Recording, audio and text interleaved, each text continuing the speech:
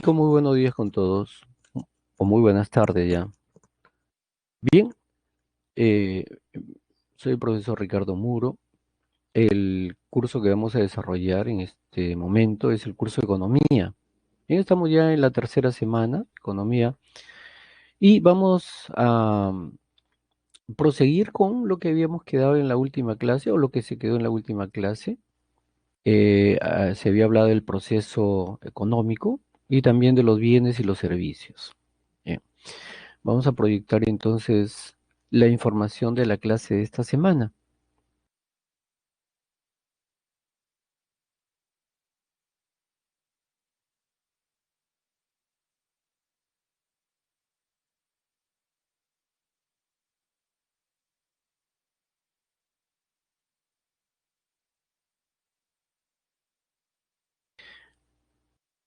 Bien, recuerden que hasta la última clase, al finalizar el tema, se había visto acerca de lo que es los sectores productivos. Ustedes recordarán bien, ¿no? Los sectores productivos.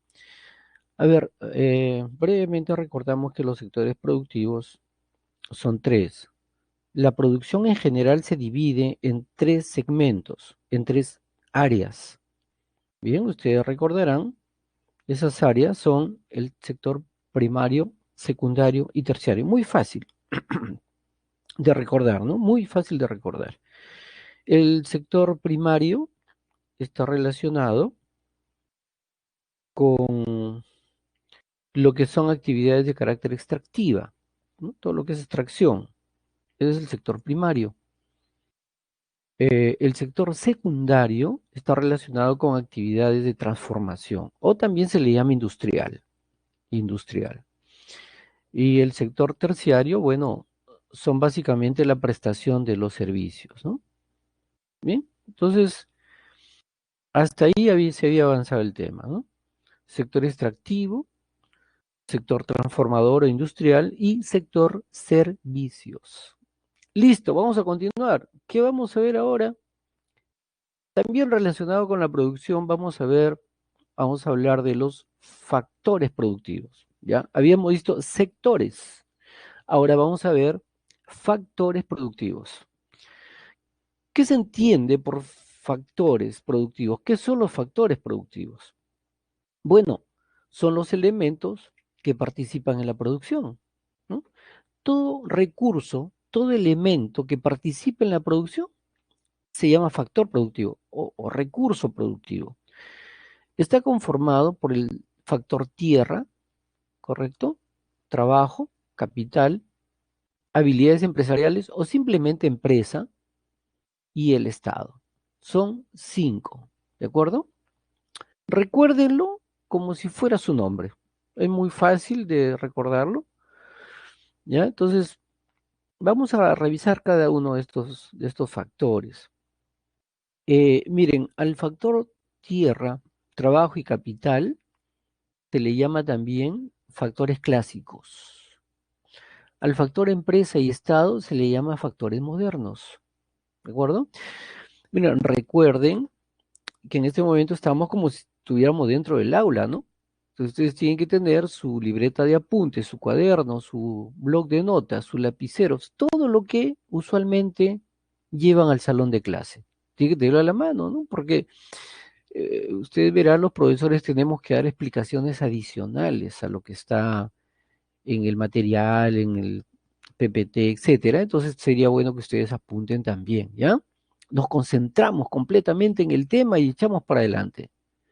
A ver, acá el factor tierra, ¿no? Aquí la denominación es una N porque también se le llama naturaleza, ¿no? Factor naturaleza, factor tierra. Este factor tiene como características un factor pasivo, condicionante y originario. Su retribución es una renta. El factor trabajo es un factor activo, ¿correcto? Determinante o transformador y es originario. En ambos casos, el factor tierra y trabajo son originarios. En una ocasión vino como una pregunta, ¿no? En un examen de admisión, ¿no? Son aquellos factores originarios, ya, tierra y trabajo. Y percibe que un salario, ¿correcto? El factor trabajo se recompensa con un salario. El factor tierra o naturaleza se recompensa con una renta. Luego tenemos el factor capital. El factor capital es auxiliar porque sirve de ayuda, o sea, da auxilio auxiliar.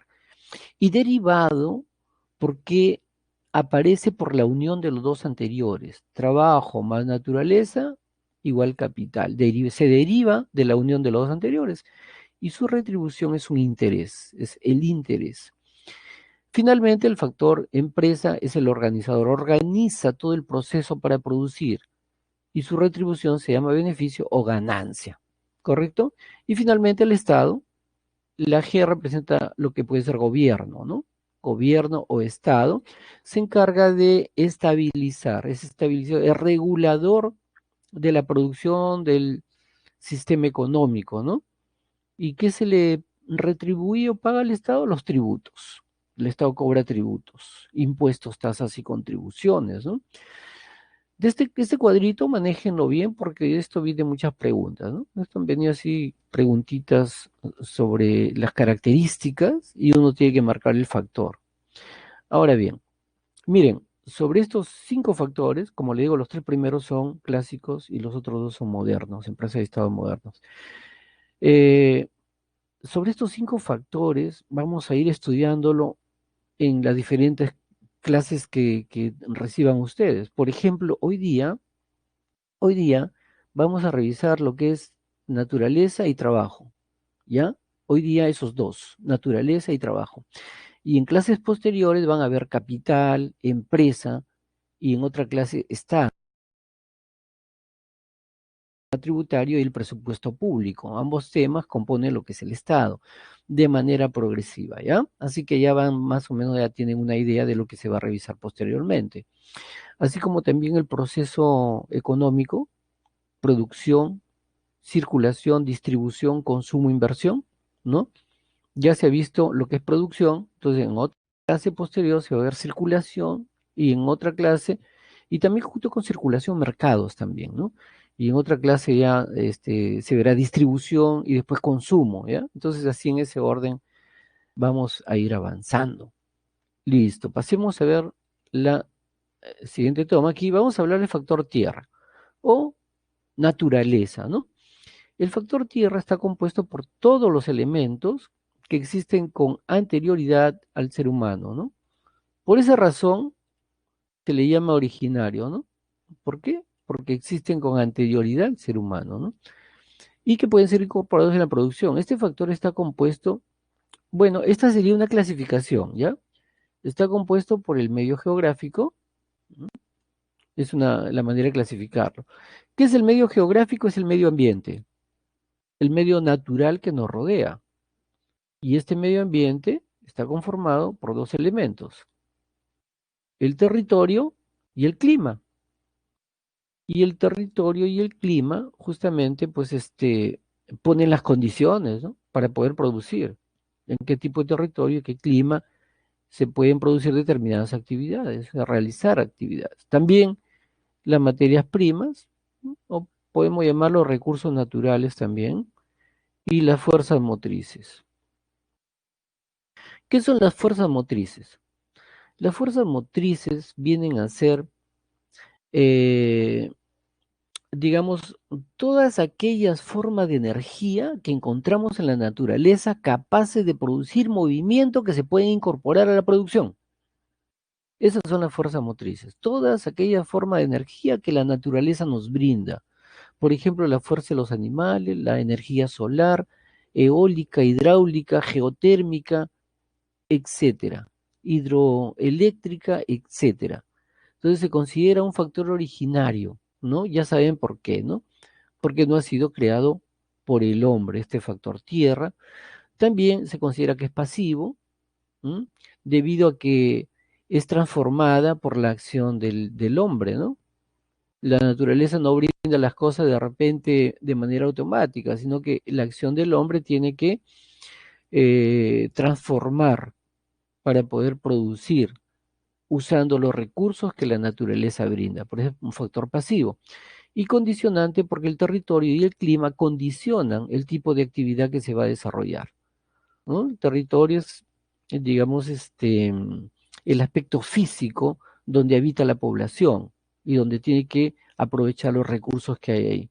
Y el clima, bueno, es el aspecto meteorológico, atmosférico, ¿no? La temperatura, la humedad, eh, en fin, la presión atmosférica, las lluvias, los vientos que componen el clima.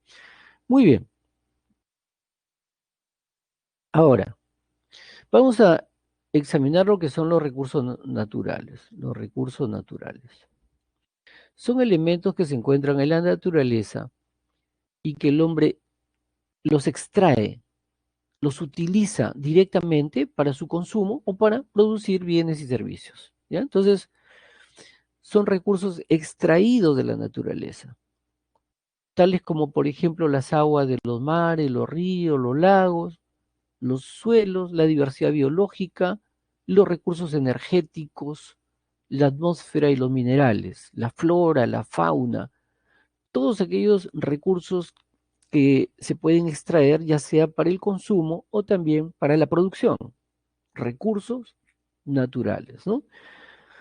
Por ejemplo, se usa aquí la materia prima. Empecemos con la materia bruta. La materia bruta se encuentra en su estado natural.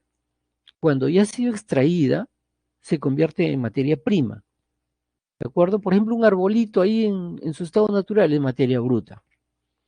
Su extracción, troncos, los troncos son materia prima. Cuando esos troncos ya han sido llevados al aserradero, lo han cortado, los troncos en tablones, ya esa madera se convierte en insumo, ¿no? Un bien intermedio.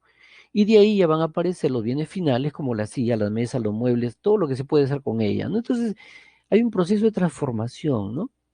Materia bruta, materia prima, insumo, bien final. Eso pasa con los recursos naturales. Ahora vamos a ver las clases. Aquí encontramos dos clases, recursos renovables y recursos no renovables.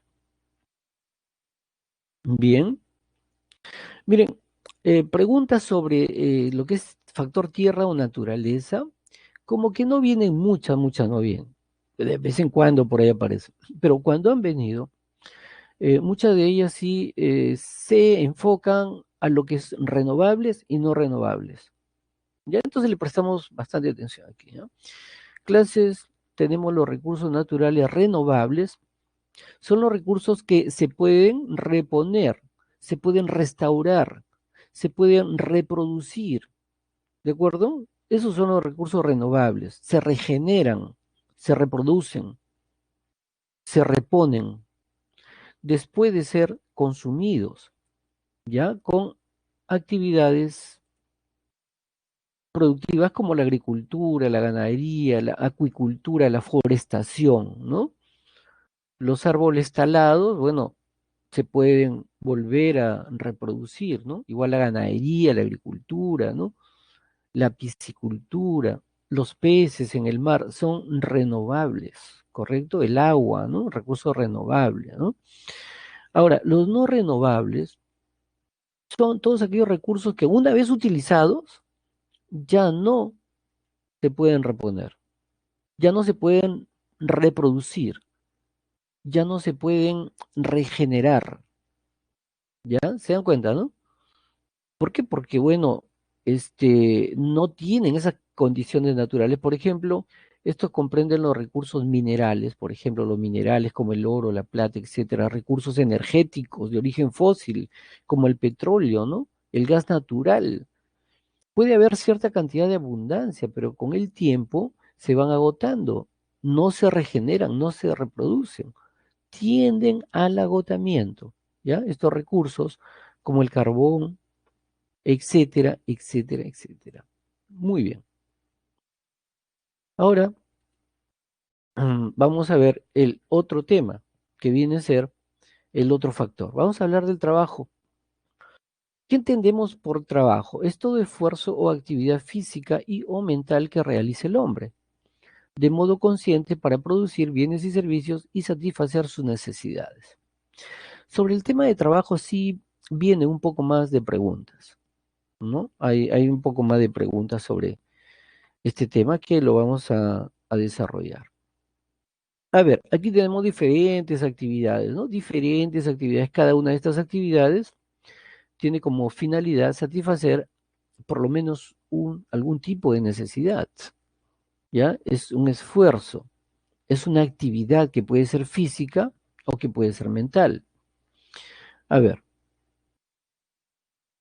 características. Se dice que el trabajo es una actividad penosa, ¿no? El trabajo es penoso. ¿Por qué?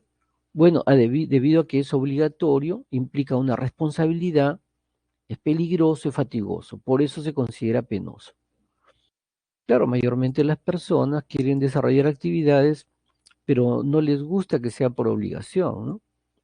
Pero en el caso del trabajo sí, es obligatorio, entonces se tiene que realizar. Y mucha gente de repente no disfruta de su trabajo porque desarrolla actividades que no necesariamente son parte de su vocación, ¿no?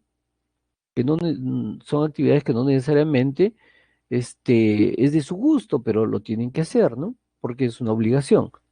Luego implica una responsabilidad, claro, porque cuando una persona ejecuta una actividad, asume la responsabilidad de lo que está haciendo, entonces implica una responsabilidad. Luego también es peligroso el trabajo, se puede convertir en algo peligroso. Cada actividad laboral implica un nivel de riesgo, ¿no? Implica un peligro. Por ejemplo, en el caso de los que trabajan en vigilancia, los policías, ¿m? Los que trabajan en el transporte, ¿no? Pueden ocasionar un accidente. Y así tienen los que trabajan en construcción civil y tienen que edificar edificios altos, condominios. Entonces, cada trabajo tiene un diferente nivel de riesgo o accidentes también, genera accidentes o peligra la vida también, ¿no?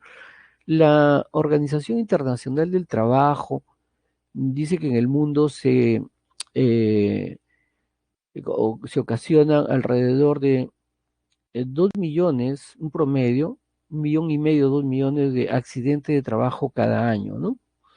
Miren ustedes. Y claro, también es fatigoso, ¿no? Así el trabajo sea muy agradable para la persona que lo realiza, que sea parte de su vocación y le guste desarrollarlo.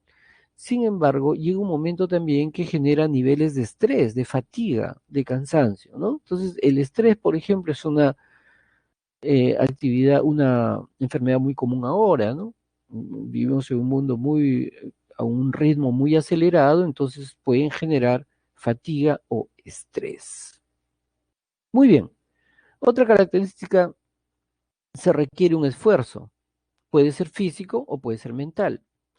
Tiene un fin económico el trabajo. ¿Cuál es su fin económico? Bueno, producir bienes o servicios. Ese es el objetivo. Producir bien, producir un servicio. Es una actividad consciente. Claro, porque los seres humanos sabemos para qué trabajamos, o sea, por qué, ¿no? Es parte de la naturaleza humana.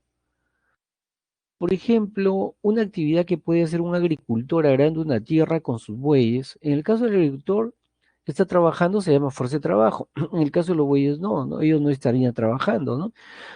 ¿Por qué? Porque no están conscientes de lo que están haciendo. Como ya hemos visto en la lámina anterior, en el caso de los animales se llama fuerza motriz. En el caso del ser humano es fuerza de trabajo. Y finalmente dignifica al hombre. ¿Por qué? Porque eleva su autoestima, ¿no? Una persona cuando trabaja, no importa si su trabajo es pequeño, grande o la actividad que haga, se siente útil y se siente con una mejor autoestima. Bien, entonces dignifica al hombre. Clasificación. Vamos a clasificar el trabajo. Según el predominio de actitudes, ya el predominio de actitudes, el trabajo puede ser manual, es cuando hay un esfuerzo físico. Por ejemplo, el caso del obrero, aquí lo tenemos.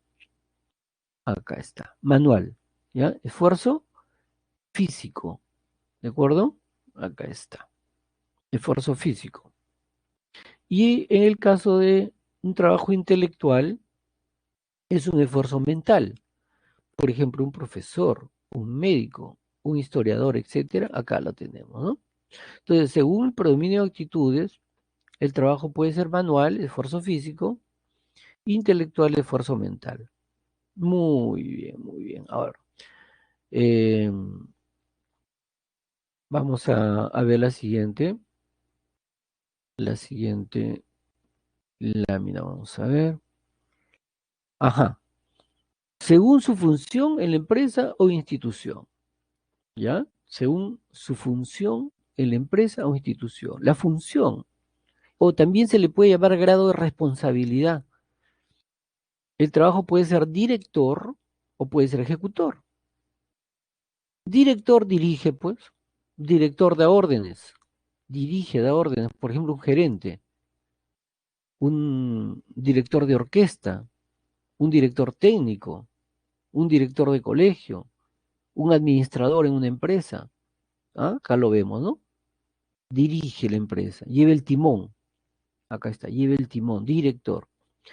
Y ejecutor recibe órdenes, ejecuta las órdenes que da la dirección. Por ejemplo, un empleado, ¿no? Un empleado, un obrero. Aquí lo tenemos como ejemplo, ¿no? Ya ejecuta, dirige y ejecuta, director y ejecutor.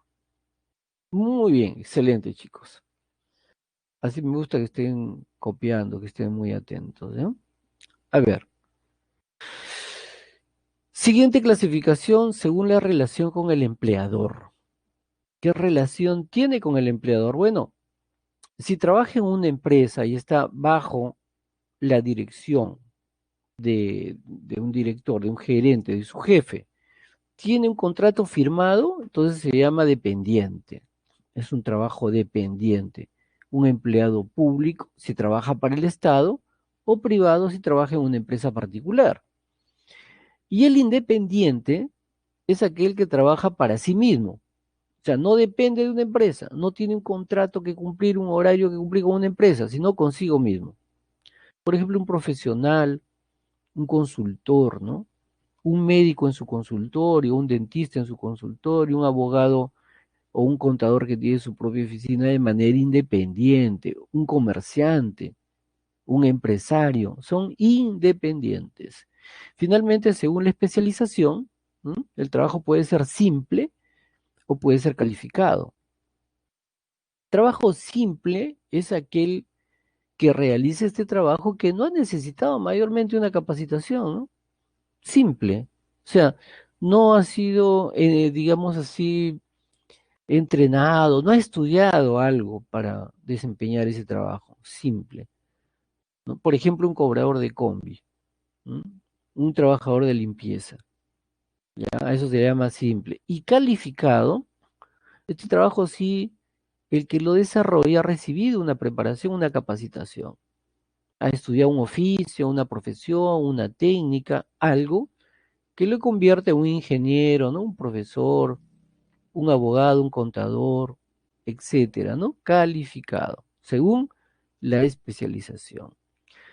Muy bien, entonces miren, ya hemos revisado,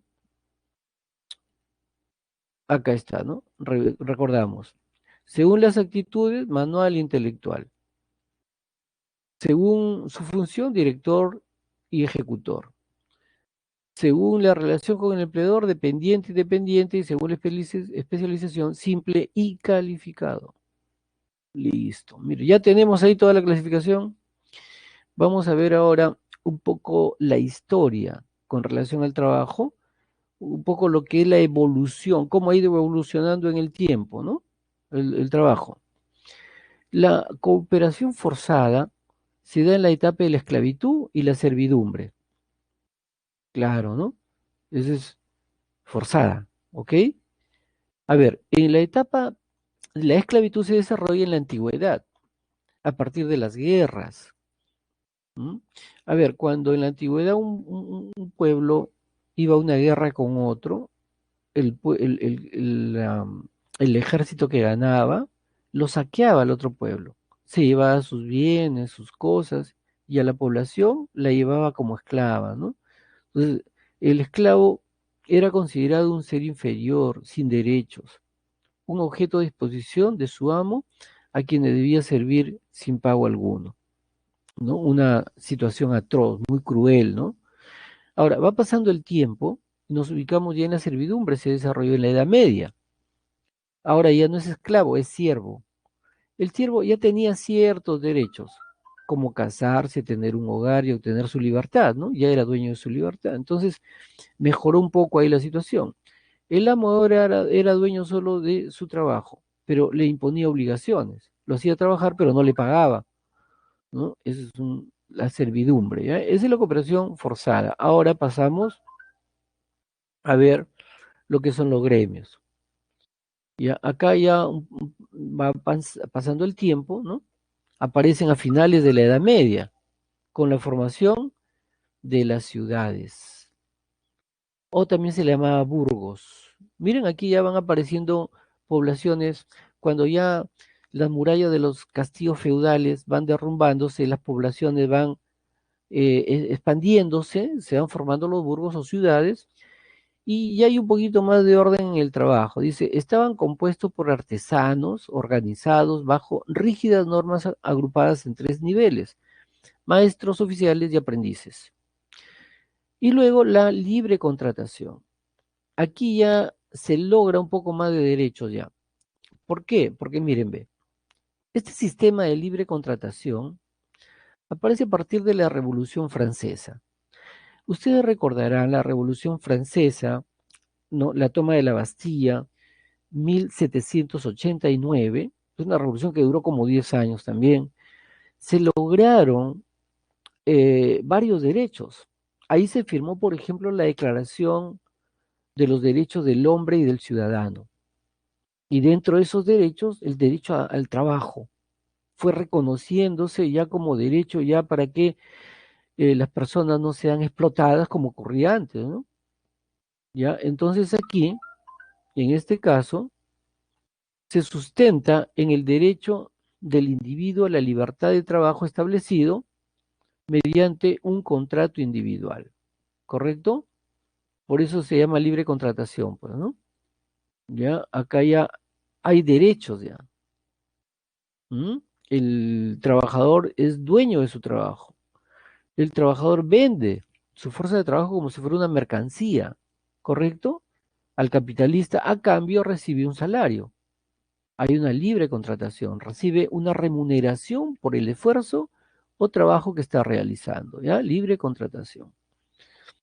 Muy bien. Luego pasamos a ver las formas de trabajo atípicas. ¿Qué significa atípicas? Digamos, no convencionales o no formales, no es un empleo debidamente formalizado.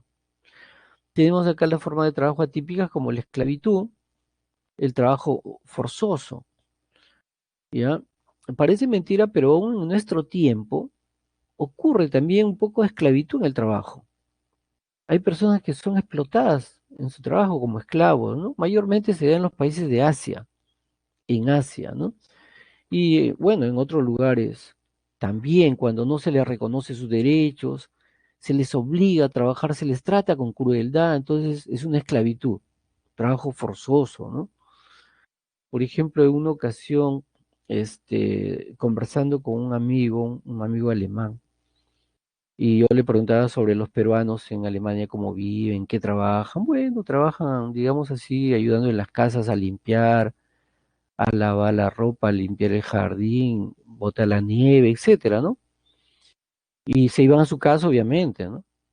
Entonces yo le comentaba que en el Perú, por ejemplo, el trabajo doméstico, ¿no? Los que trabajan de esa manera, muchas personas viven ahí, duermen ahí en la casa donde trabajan, donde hacen los quehaceres domésticos, ahí duermen, salen los domingos. Y él me dice, no, eso es esclavitud, me dice.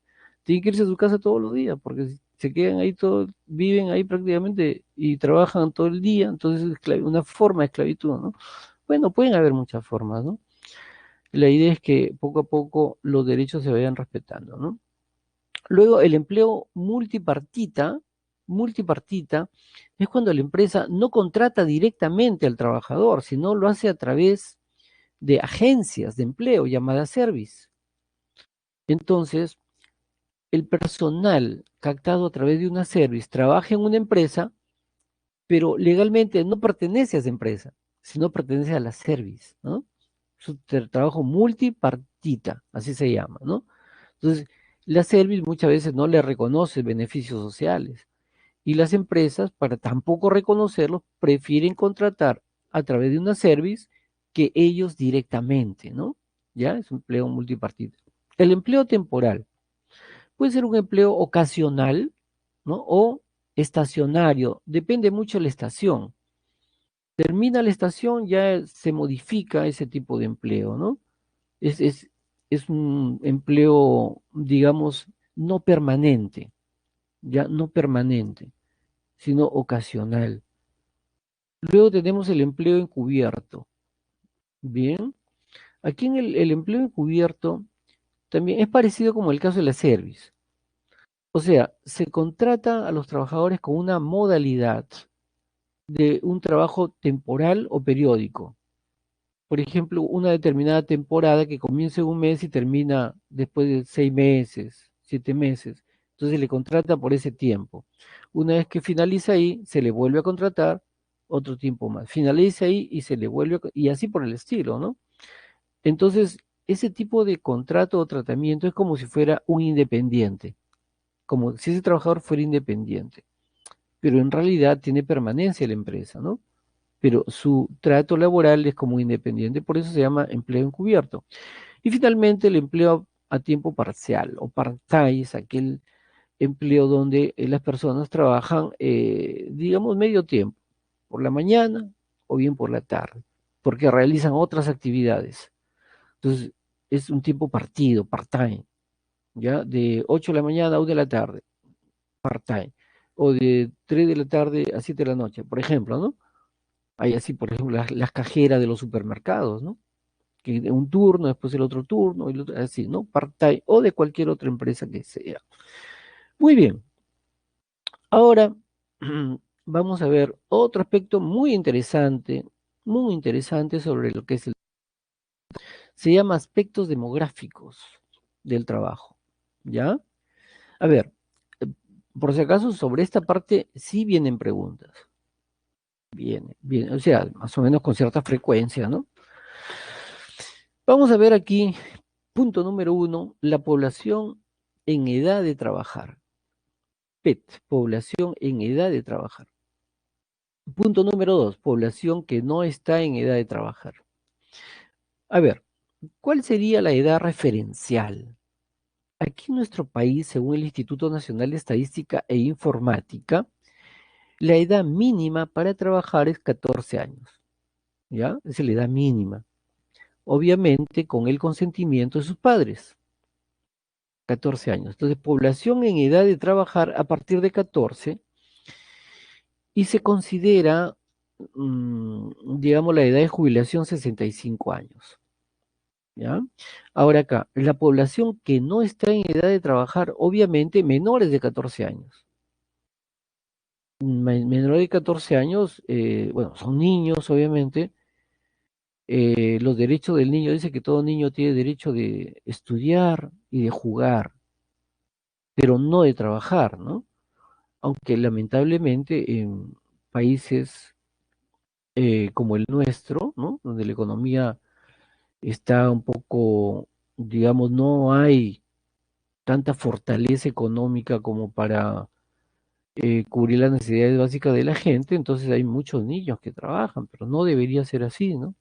Inclusive sus padres los envían a trabajar y vemos niños muchas veces lamentablemente trabajando en las calles, ¿no? Ahora, vamos a seguir revisando acá en los aspectos demográficos la población económicamente activa, conocida simplemente como PEA o estrato activo, ¿ya? La población económicamente activa. Eh, Está conformada por tres partes, ¿ya? Aquí vamos a tener tres partes. Adecuadamente empleada, subempleada y desempleada. Bien. ¿En cuántas partes se divide la PEA? Tres partes. Adecuadamente empleada, subempleada y desempleada, ¿ya? Tres partes, ¿correcto? Ya. Luego tenemos la población económicamente inactiva. ¿ya? Población económicamente, o también se llama estrato pasivo, ¿correcto? Vamos a ir desarrollando uno por uno estos, y ya acá, vamos a ver acá, vamos a ver aquí en este cuadrito, acá, a ver, vamos a ver. Población total del Perú. Aproximadamente somos algo más de 32 millones de peruanos, ¿ya? La población total. El INEI divide esta población en dos grupos. Población en edad de trabajar, que ya les mencioné, 14 años a más. El código dice 14 años a más, nada más. Claro, 65 años es de jubilación, pero si la persona desea seguir trabajando, lo puede hacer de manera formal en una empresa o tal vez como independiente, porque recuerden, el trabajo es un derecho. Entonces, a nadie se le puede prohibir que deje de trabajar, ¿no? Así ya se haya jubilado, si desea trabajar lo puede hacer porque es un derecho, no se le puede prohibir. Entonces, de 14 años a más. De la población total, aproximadamente el 70% está aquí, población en edad de trabajar, 70%. Y la población que no está en edad de trabajar, niños de 14 años a menos de 14, ya, se considera también, digamos, por efectos legales de 65 para arriba, ya no están obligados a trabajar. Bueno, el 30% acá, 30%, ¿ya? Y acá el 70%. Muy bien. La población. La población de edad de no trabajar, ahí la vamos a dejar, ¿ya? Vamos a revisar lo que es la población en edad de trabajar. Y aquí nos encontramos con la PEA, población económicamente activa. La población económicamente activa y también acá la población económicamente inactiva. Son dos grupos. Tanto en la PEA como en el PI, el rango de edad es de 14 a 65 años. Ese es el rango de edad que están en la PEA y también aquí en la población económicamente inactiva. Esta población económicamente inactiva se compone de dos partes: inactivos plenos y desempleo oculto. Los inactivos plenos son aquellos que están en el rango de edad, pero por alguna razón no están realizando una actividad productiva. O sea, no están trabajando, produciendo algo para alguien o para ellos mismos de repente, sino que se encargan de sus propias actividades, por ejemplo, las amas de casa, los estudiantes, los rentistas, ¿m? Jubilados de repente también, y así por el estilo, ¿no? Personas discapacitadas o que están en prisión, son grupos de la sociedad que no están participando en una actividad productiva, son inactivos. Y el desempleo oculto está formado por aquellas personas que pudiendo trabajar no lo hacen, porque están desalentados, desanimados, no tienen motivaciones, etcétera, ¿no? En este grupo del desempleo oculto también se encuentran aquellos que se le llaman ninis, ni trabajan ni estudian. Y en nuestro país se calcula alrededor de 1 millón de personas que se encuentran en esa situación, ni trabajan ni estudian, más o menos 1 millón de personas. Mayormente es entre jóvenes de 15 a 29 años, que están desanimados, desalentados, desmotivados, no se esfuerzan de repente por buscar empleo o se desaniman cuando buscan y no encuentran y se quejan que hay falta de oportunidades, ¿no? Luego tenemos acá la población económicamente activa. Este es el motor de la economía, aquí está el motor de la producción, la PEA, comprendido entre 14 y 65 años. Es la oferta laboral, aquí está la oferta laboral, como vino una pregunta, ¿no? Se considera la oferta laboral en el mercado de trabajo, la PEA, o como han venido preguntas de la PEA también del rango de edad, ¿no? ¿A partir de qué edad? 13, 14, 15, 16, 17, 18, ya, es 14 hasta los 65. Se divide en tres partes, como ya le vimos: ocupados, desempleados y subempleados. Ocupados. A ver, aquí en la PEA se encuentra aproximadamente algo más de 16 millones de peruanos que componen la PEA, algo más de 16 millones ocupados, ¿m? Que están realizando alguna actividad, adecuadamente empleados y subempleados. Los adecuadamente empleados, este, son aquellos que tienen un ingreso por encima del ingreso mínimo referencial, tienen beneficios sociales, ¿no? Se les reconocen sus derechos sociales ahí. Trabajan más de 35 horas semanales, ¿ya? Digamos un horario completo. En cambio, los subempleados son aquellos que no tienen estabilidad laboral, aquellos que estudiaron de repente una cosa o no estudiaron, o si estudiaron, trabajan en otra cosa distinta a lo que estudiaron o no terminaron de estudiar y desarrollan actividades como subempleados. No tienen beneficios sociales, no se les reconoce CTS, AFP, salud, nada. Son subempleados. Y aquí hay un alto índice de informalidad también, ¿ya? Y finalmente acá el desempleo, con relación al desempleo, aquí tenemos lamentablemente aumentado en estos últimos meses. Se considera casi cerca de 2 millones de personas que han perdido el empleo, también microempresas, ¿no?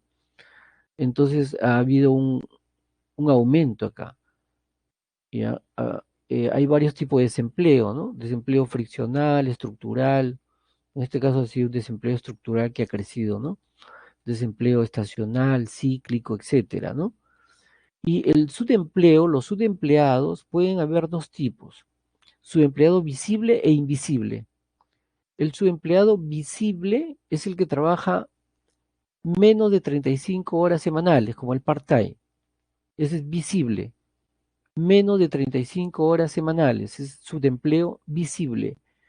Y el invisible es el que trabaja toda una jornada completa, pero en este caso sus ingresos son bajos, por debajo del ingreso mínimo referencial, ¿no?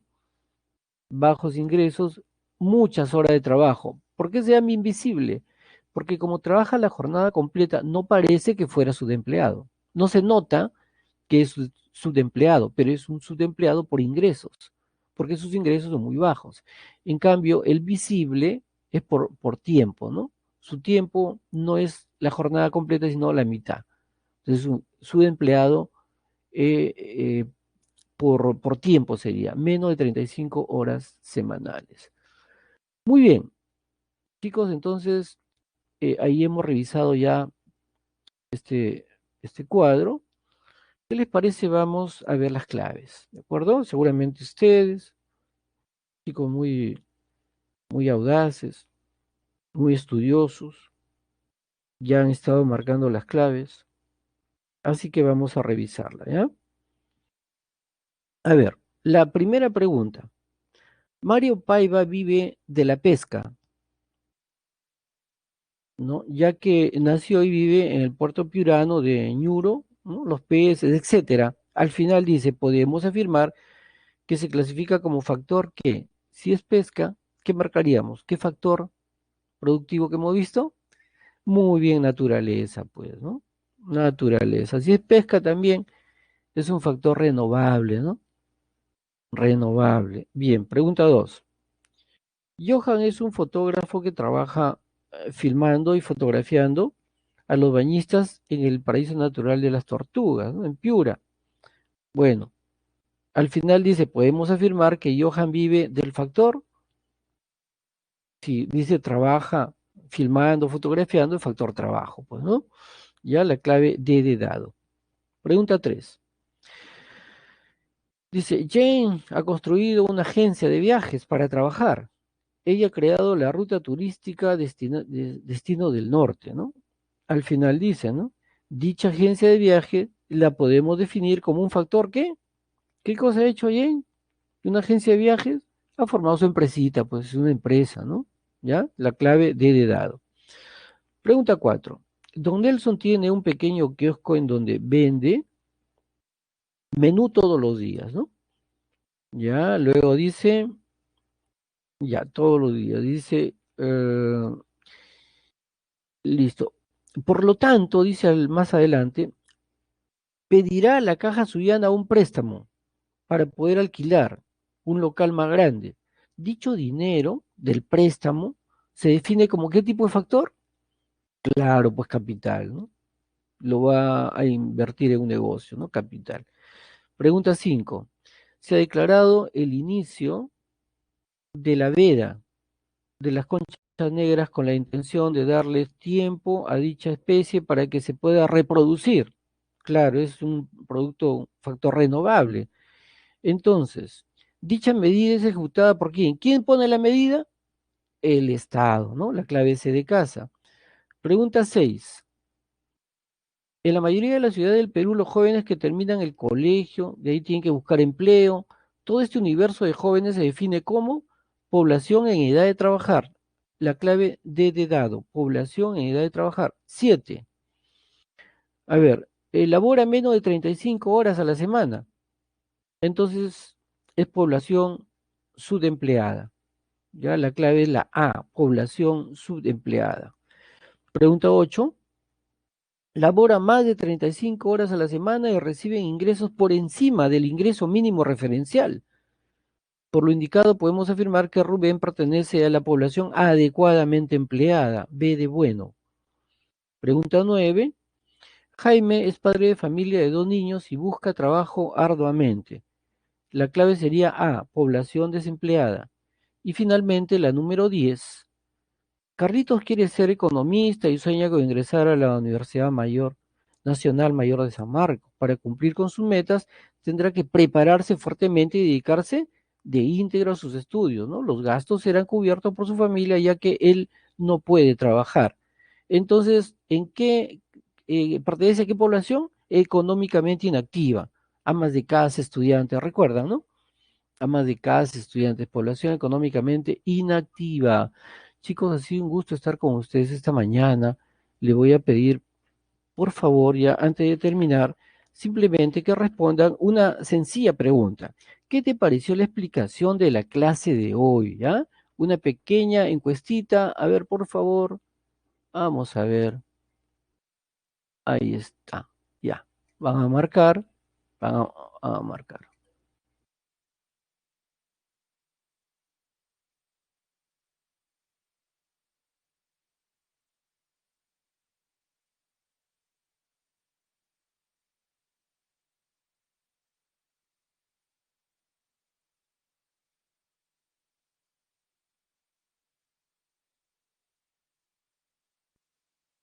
Muy bien, chicos, muy bien. Está excelente. No tiene nada que agradecer, es un placer para mí. Las chicas. Ya, ya, muy bien. Muy bien. Un abrazo fuerte para todos. Cuídense bastante, ¿no? Estudien bastante para el examen, ¿ya? Que no le dé miedo el examen, ¿ya? No le tengan miedo al examen. Cuando ustedes están bien preparados, entonces más confianza se van a tener, ¿ya? Es una de las claves, ¿ah? Quitarle el miedo al examen. Ustedes resuélvanlo con mucha confianza en ustedes mismos, ¿ya? Y ya. Muy bien. Entonces, nuevamente, eh, saludo su buen ánimo, ¿no? Ya, ya la próxima clase le van a tener con su profesor, ¿no? En este caso, este, no pudo estar presente, pero igual los estaré extrayendo también, ¿ya? Hasta hasta la siguiente clase. Buenas tardes con todos. Disfruten del día que está bonito, ¿no? Disfruten del día que está bonito y hagan las cosas bien hechas, ¿no? Cuando se hacen las cosas bien hechas, entonces los resultados son óptimos, los resultados son buenos. Así que, muy bien, ahí nos estamos quedando. Permiso.